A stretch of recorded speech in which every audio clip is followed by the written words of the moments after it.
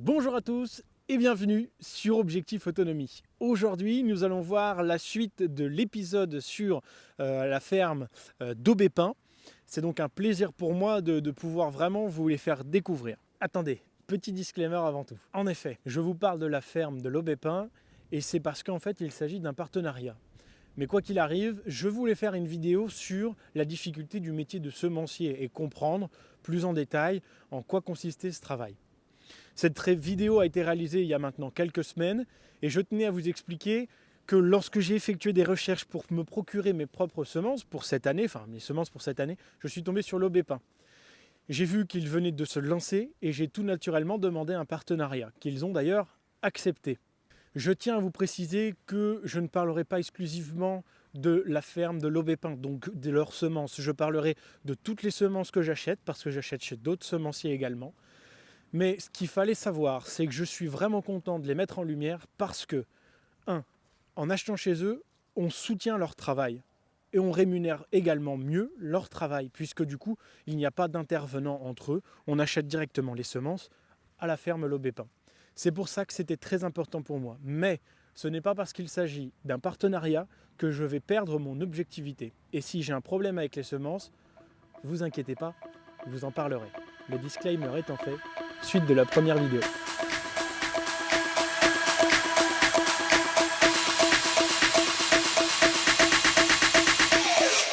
Alors du coup, des tomates, je vais partir directement sur le travail, le fond de votre travail en tant que sélectionneur semencier.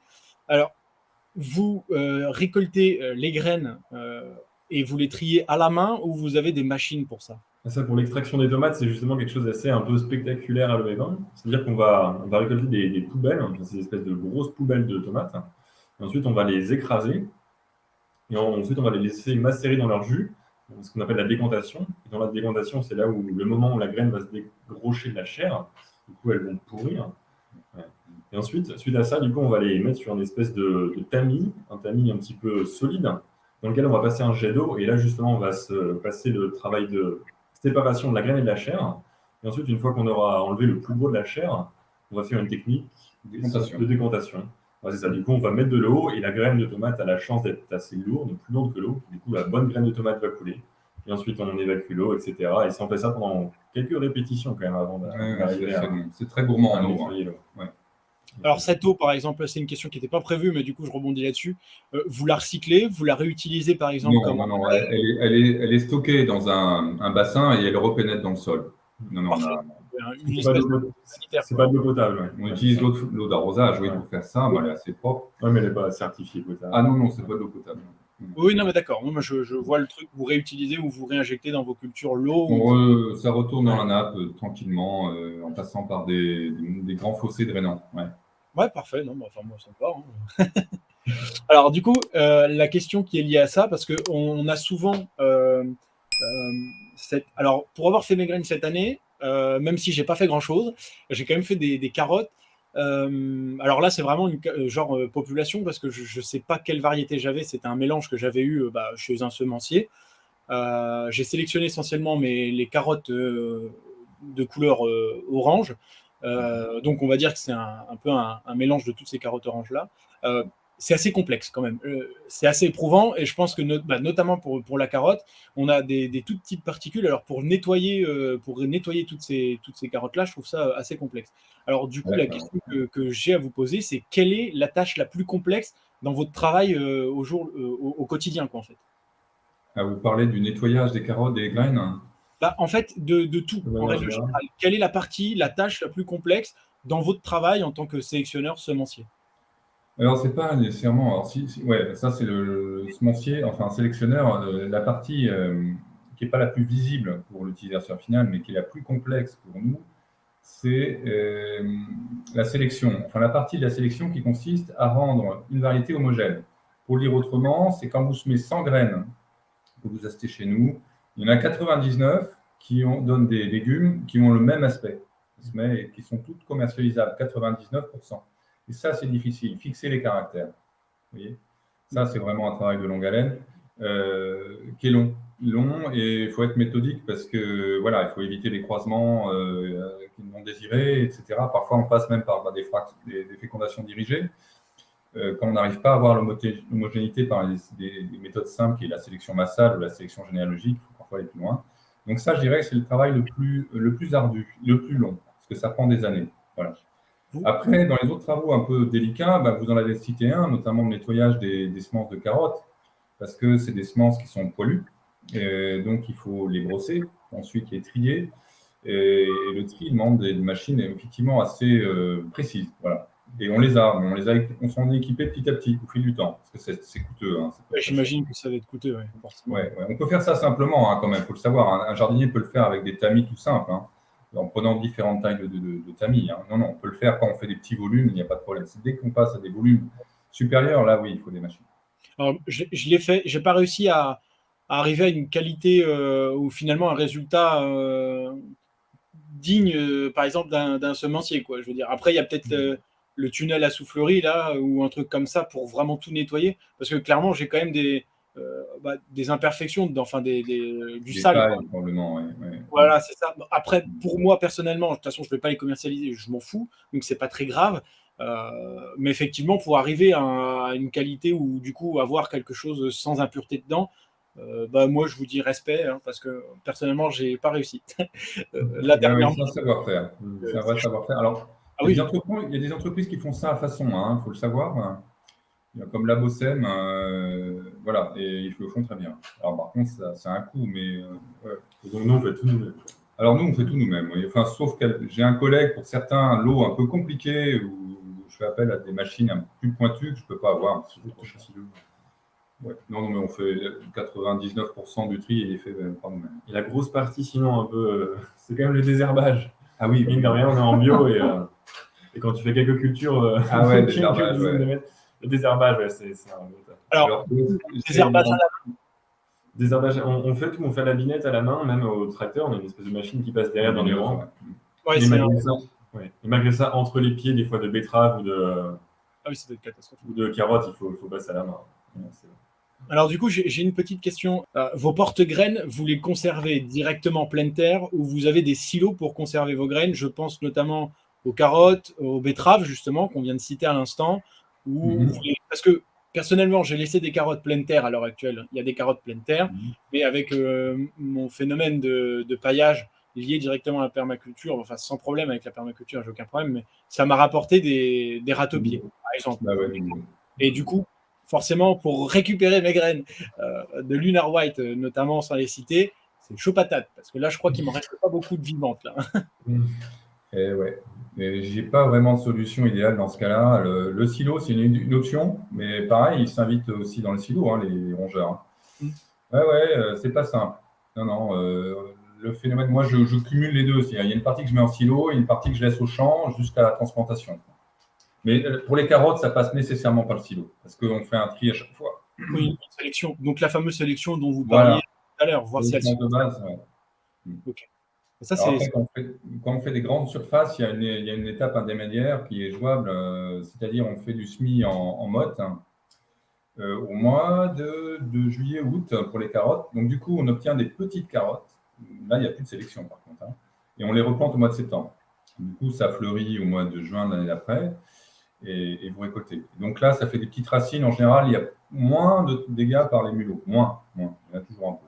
D'accord, mais alors sur ce principe-là que vous êtes en train de me dire là, on peut du coup pas vérifier. Par exemple, si on parle d'une variété conique moyenne, donc moyenne, je crois qu'on est dans 15-20 cm, c'est ça? Je ne crois pas me tromper. Oui, c'est de cet ordre-là, oui. On ne peut pas vérifier alors avec cette méthode-là. Alors, oui et non. Si vous voulez, alors, il faut savoir que quand on fait cette opération-là, on part sur ce qu'on appelle des semences de base, c'est-à-dire des semences qui ont été vraiment sélectionnées étroitement avec des racines, justement. Donc, la génération d'avant, une ou deux générations d'ailleurs. Et là, donc, on est à peu près sûr de la qualité génétique de ce qu'on sème. Alors, ensuite, au champ, vous pouvez avoir donc des hors-types. Alors, en général, ils s'observent relativement bien par des phénomènes du genre montée à graines précoces, ou collet trop sorti, pas assez sorti. Voilà, on a des petits indicateurs, petits, mais pour les enlever, ce qu'on appelle l'opération d'épuration. Et après, vous pouvez avoir aussi des phénomènes de coloration des feuilles, ou des pétioles, ou des tiges, voilà. On a des petits trucs. Mais en général, si le travail de sélection de la semence de base a été bien fait, il y a très peu d'épuration à faire. Parfait. Alors du coup, j'avais une question sur quels sont les outils qui vous permettent et qui vous facilitent le travail, mais on y a un peu répondu juste avant. Si vous voulez rajouter quelque chose de bien spécifique, ou sinon, on peut passer à la question suivante, du coup.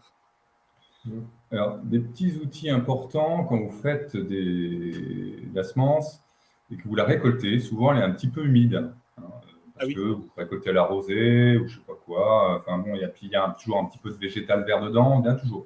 Donc il faut bien sécher très vite. Vous récoltez, il faut sécher. Donc il faut le mettre à un endroit ventilé, sur une grille, voilà. Et ça c'est très important parce que sinon vous risquez de perdre la faculté germinative en quelques heures. Oui, bien sûr. Ça, première chose, souvent, faut pas être laxiste là-dessus, et notamment sur les grosses graines bien lourdes, comme les graines de courge, une fois que vous avez extrait, il faut les sécher assez vite. Alors, attention, hein, c'est bien sécher, c'est pas les cuire. Parce que j'ai des collègues qui les mettaient à sécher au-dessus de la cheminée. Bon, après, vous aviez des graines de courge, vous pouviez les manger en apéritif, hein, parce qu'ils étaient cuits. Voilà, donc faites gaffe à ça. Et puis après, bon, il y a des outils très pratiques, comme les anciennes taras, mais on n'en trouve plus aujourd'hui, hein, mais on en trouvait dans toutes les fermes avant. J'en ai une, j'ai acheté il n'y a pas longtemps. Voilà, ça c'est pratique pour les grosses graines, hein. Les petites graines, c'est moins évident. Et puis après, bon, les outils, il y en a plein, hein, mais pour un amateur, je ne vois pas d'autres choses que les tamis qui sont vraiment très pratiques. Sure. Une petite question. Moi, j'ai fait l'année dernière du coup des petits pois et le phénomène, je crois, se reproduit également pour les graines de haricots. On a un phénomène de, comment on appelle ça là? C'est des petits insectes qui viennent pondre. Les bruges, les mineuses, tout ça. Ah oui, ça. Alors, comment on peut lutter? Parce que quand on fait un séchage à l'air libre, comme par exemple c'était mon cas, hein, donc j'ai ma grange, j'avais pris en fait mes pieds de petits pois après avoir vérifié que ça correspondait par exemple à la variété, et je les ai fait sécher dans ma grange, donc qui est bien ventilé. Du coup, j'ai eu l'apparition de ces fameux mineuses. C'est assez déprimant quand même. Alors, ça n'enlève pas la faculté germinative sur certains cas, mais ça perturbe quand même quand on voit toute une armée de coléoptères là qui... Alors, comment lutter contre ça? Alors, un séchage rapide, ça c'est important. Il ne faut pas récolter trop tard. Il ne faut pas que les gousses s'ouvrent. Il faut récolter avant. D'accord? Parce que les insectes s'installent au moment de la floraison. La formation, quand les gousses commencent à se former à peine, elles sont toutes petites, les insectes s'installent, pondent à ce moment-là. Ils pondent. Hein. Donc, quand les graines commencent à virer, changer de couleur, elles passent du vert au marron, enfin marron clair, là il faut arracher, faire sécher, et donc ça va relativement vite, hein, mais on dessèche en fin de compte. Et quand les gousses s'ouvrent, commencent à s'éclater, ouvrir, bon, il faut s'assurer que le grain est bien sec.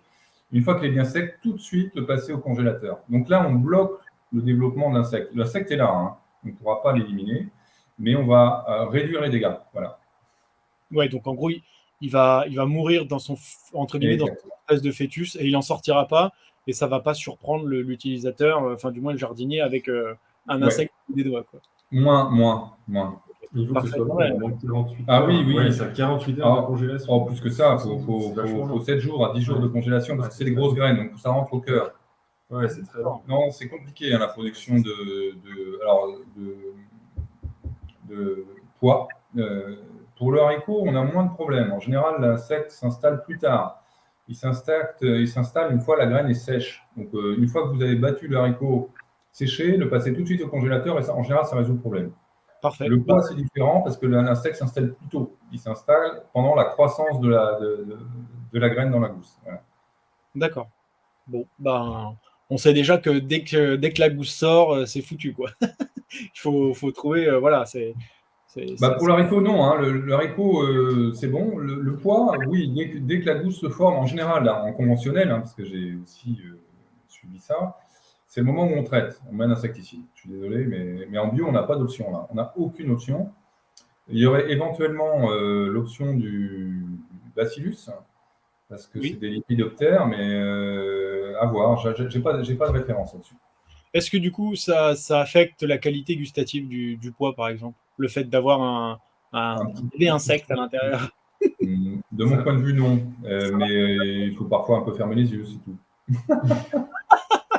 Non, parce que clairement, j'ai pas eu de problème là cette année. Enfin, j'ai pas fait mes semences parce que du coup, j'ai eu un souci. Ça a inondé chez moi, donc j'ai perdu une grande partie de ma production. Mais toutefois, les années précédentes, on les a mangés, on n'a pas senti du croquant. Enfin, je veux dire, on le sent pas du tout, quoi, clairement. Hein. Ça a été mangé directement. Enfin, je veux dire, il n'y a pas eu de souci là-dessus. Les insectes sont sortis quand même au bout de quelques semaines de séchage, surtout au moment où j'étais en train d'écosser pour les mettre justement en sachet. Donc voilà, maintenant, je sais comment il faut faire. Merci d'avoir répondu à cette question. Sur la totalité de votre catalogue, quelle serait la variété que vous souhaiteriez aujourd'hui mettre en avant? Chacun son tour. Vas-y, Mathieu. Une chacun, parce que sinon ça fait un peu trop sélectif. En termes de qualité gustative, je pense que c'est l'oignon blanc premier, pour moi, qui a été une grande découverte gustative. Ouais. En confit, c'est incroyable. Je pense que c'est l'un des oignons qui m'a le plus surpris. Est-ce qu'il pique? Non, pas du tout. Non, il est très très doux. Ouais. D'accord. Ouais, il est très doux. À manger cru et cuit, mais j'avoue, j'ai une petite préférence pour le cuit. Mais ça a été l'une de mes belles découvertes gustatives cette année. Il faut se préciser, c'est un oignon blanc précoce, botte, à jour court. C'est assez rare, hein. Il y en a très peu dans les catalogues. D'accord. Difficile à produire en graines, en tout cas.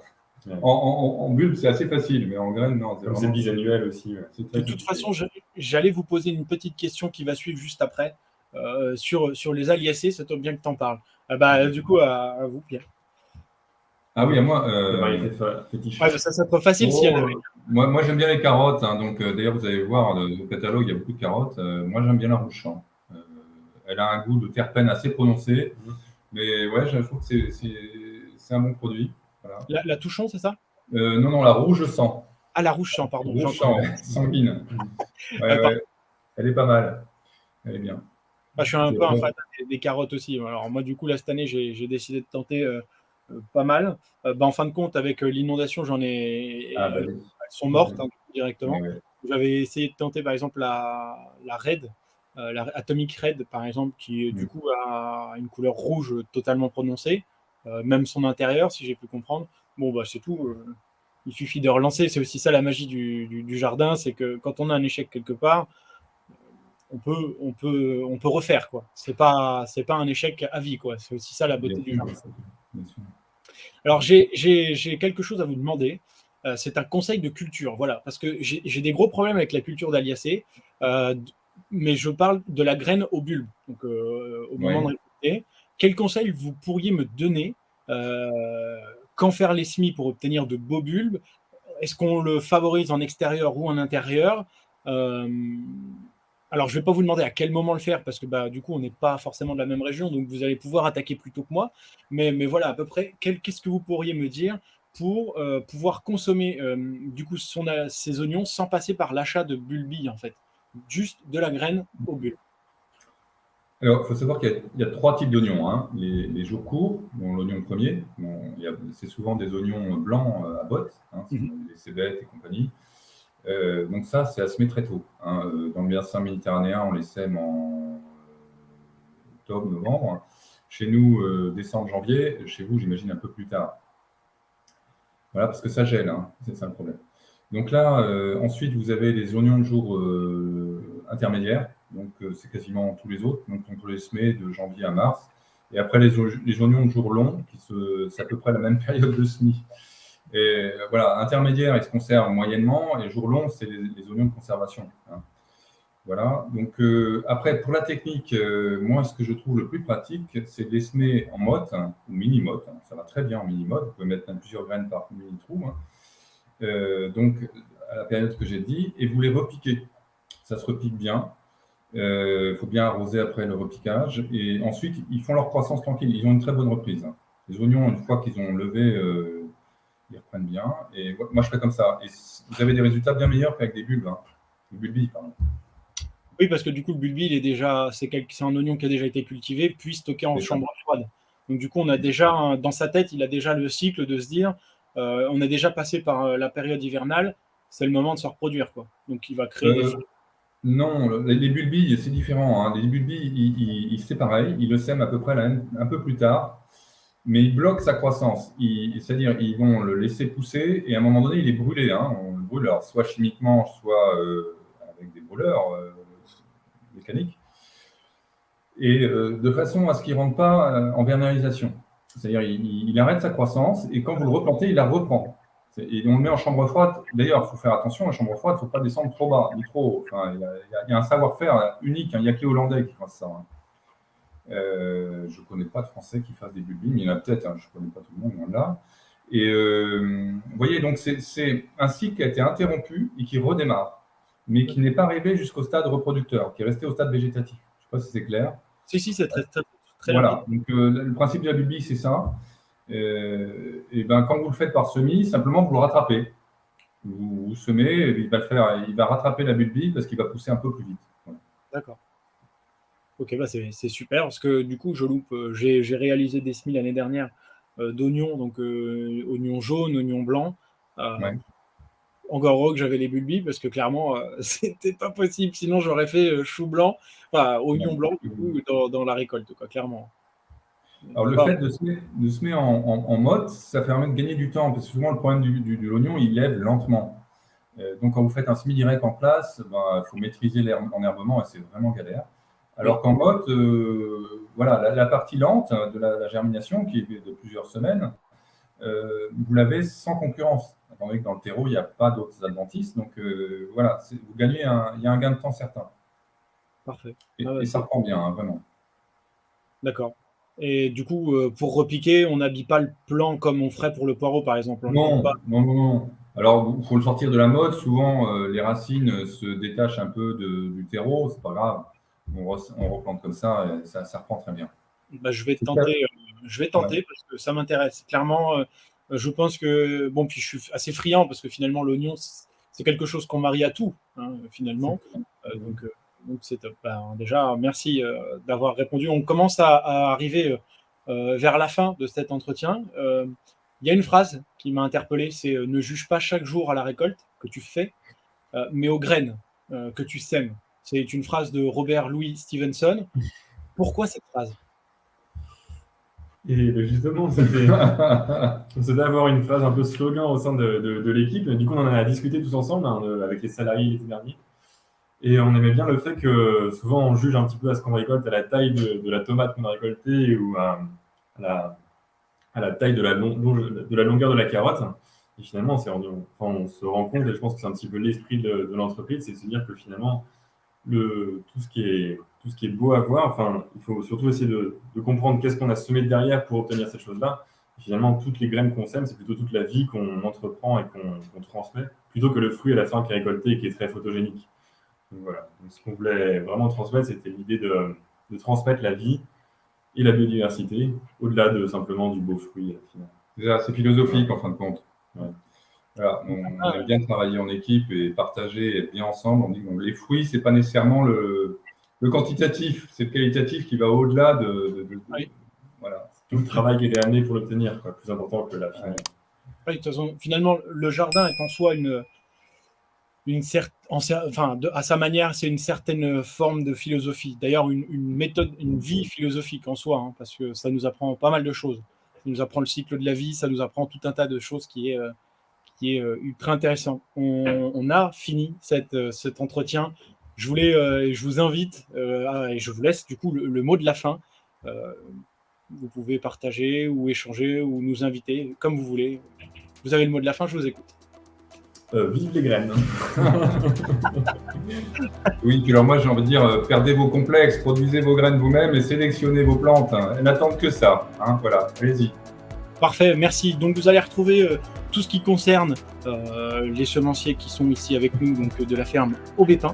C'est ça, je ne me trompe pas, on dit bien comme ça. Et tous les liens sont en description. Merci à vous, je vous dis à très vite. Ciao, bye bye.